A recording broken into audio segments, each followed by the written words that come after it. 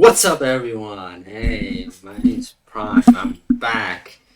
Uh, and I'm gonna do a Cobra Kai tier list in terms of power. This is very interesting. This is something new. I want to just try this out. Anyways, let's go on to the list. Enough yapping. I'm yapping too much. Amanda, obviously she goes in trash. She's not a fighter. Mitch, this little rat. Why did they decide to bring this stupid rat back? Why would they forgive him? I don't get it. I'm so tired. This is the one thing I don't like about Cobra Kai. Is the entire everyone is forgiven. Everyone gets to be forgiven, and it's just it got kind of annoying after a while. This rat should never have been forgiven. I want to put him in trash, but he's a white belt. He's a rat. He's pathetic. He's weak. I don't know why this show brought him back. Why they try and redeem him. Because every single character apparently has to be redeemed. I don't know. Okay, Robbie would be I'll put him in black belt, but there's certain characters that yeah, I put a black belt actually. Never mind. Uh, who is this? Is this Miguel? I think this is Miguel. Okay, so with Miguel is a bit tricky. They're pretty much the same level, really. I think it depends on their focus or whatever, you know. Now that I think about it, I don't have Kim Jong Un or Miyagi, so I guess, I guess this will do. We all know where Miyagi and King Jong or whatever his name is. He'll be a top. Yeah, I mean, I don't even like Miyagi anyway. So, anyways, Tori would be middle belt. Honestly, I'm gonna put black belt. I feel like these characters are kind of like just relative. I don't know. I feel like the show kind of portrays them as being relative. Actually, no, top of middle belt. I'll just put it here, but I think the show's kind of portraying that they're all kind of equal. That's what it seems like. Middle belt, you know, Kenny is a bit hard to scale, but he has that OP one shot ability. So, yeah, and he's enough of a threat where, like, Miguel and Robbie and Hawk, they can't hold back against Kenny. So it kind of just proves that he is kind of a threat. Um, Chris is obviously Sensei. Dimitri is Dimitri or Kenny? Who's stronger? Probably Kenny. I think Kenny's a little bit more aggressive. So and he has a OP technique. So yeah, he probably can beat Dimitri. I mean, like Dimitri scored a point against Robbie, which is really good, but Kenny outright one shot at Robbie. I mean, Robbie was holding back obviously, but that technique was just it's like really strong. Burr, obviously there. Kiyoshi Sensei, who would be stronger? I would argue probably she's probably a little bit stronger just because of the fact that she has more intense training and she's implied to have continuously keep training while Kreese was. Well, we don't have any idea on what Kreese was actually doing, but I think Kim Jong she's younger and she seems to be like more active than Kreese, so I'll give her the edge over Kreese. But obviously, I mean, we don't really know for sure. Mr. Tyrone Woodley, obviously, he's better than all these guys, but all the kids, well, Woody, no, I mean, he's a freaking grown adult. If he's not, then I don't know. Like, weight classes exist still, so, I mean, I don't know how much it matters, and this is kind of hard to rank. He's a full grown adult. I think he's stronger than these three. I'll put him behind Robbie McGuy. I still think he can like beat these three just because he's bigger. But I'll just put him over here. Although skill level, he's not actually really skilled in the show. I'm not talking about real life. Real life is completely different. But in the show, he's a goon. Over here, who is this guy?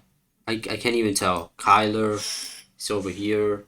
I think even Dimitri is probably stronger than Then is Dimitri's more active, so I'll give him that.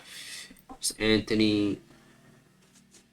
I'll put him above uh Kyler because I think he did pretty okay-ish against Kenny, and Kyler just doesn't really even train anymore, so I just put him there. Uh, this guy is obviously above Mitch. Mitch is just pathetic. Mike Barnes. Now I think Mike Barnes belongs up here. I think he has the greatest potential because he's able to go toe to toe with current senseis, even though he hasn't been doing karate for decades. He's implied to be a prodigy since since he was young. He made it further than Johnny or Daniel has, and Daniel never even beat him when he was young. He kind of just got plot armor and got lucky. The only reason Johnny was able to beat him was because he was more active and he has Miyagi Do. So if Mike Barnes he learns Miyagi Do, he well I guess in terms of potential he should be higher, but in terms of actual strength, he should be higher. But Chosen would be higher if Mike Barnes was active. I think he would be above Chosen, but since he's not, he's still getting back into martial arts. I think this is a good spot. Danielle, they're all relative, but Johnny was stronger than Mike, and Daniel and Johnny are shown to be narratively always equal, so they should be up here.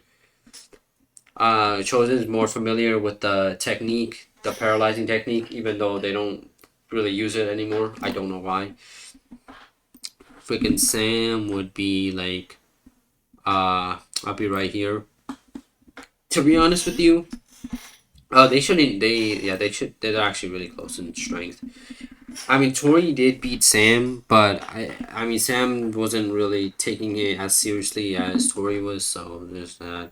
I mean, her fight scenes are complete garbage, so I mean, I can't really take her seriously as a fighter, but I mean, lore wise, story wise, sure, she's top tier, whatever. Uh, Hawk would be up here. I don't think Hawk's been nerfed, but I think this story kind of just never gives him a time. Like he got his time to shine once, but he's always put in situations where it's kind of like he's handicapped. So yeah, it's over here. Uh I'm putting him above him, but I think Robbie got better than Hawk. In season 4, I think Hawk was better, but I think Robbie surpassed him again. Johnny, I think Johnny might be slightly better than Daniel, but they're really just equals. So there's that. There's Trash. Stingray. I mean, I think he's above these three at least.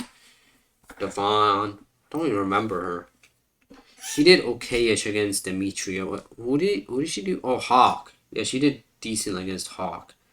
But yeah, put her right here. Uh, Mr. Terry Silver. Oh, he's the interesting one.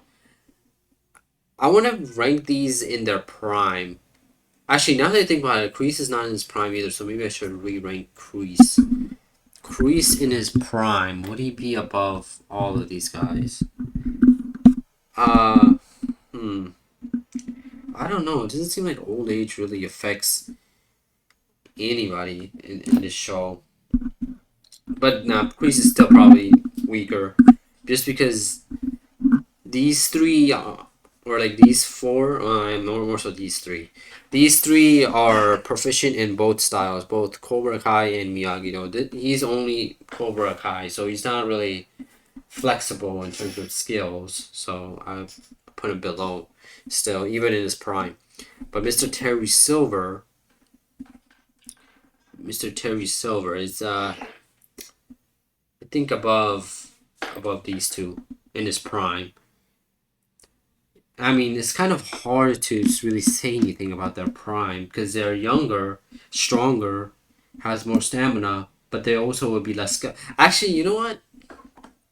In his prime, in his prime, I put him. I put him. I think he's relative. At the very least, he's relative.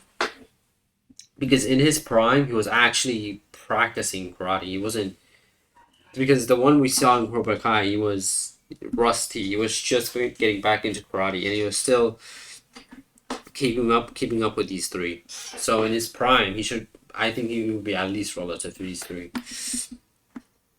And then Kwon. I'm not even gonna bother ranking these. Who cares? Who is this character though?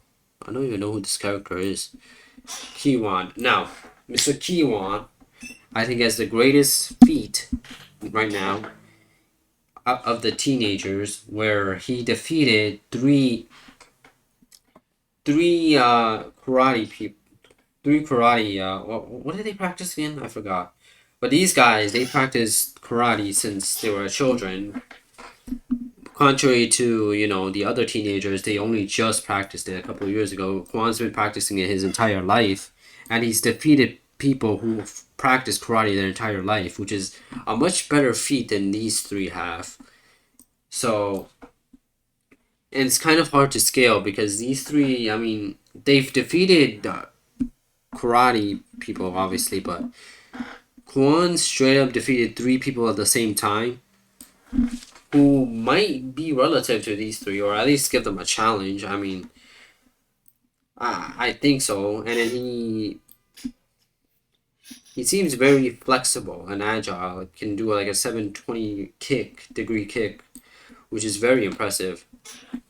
So I'm gonna put him above these three.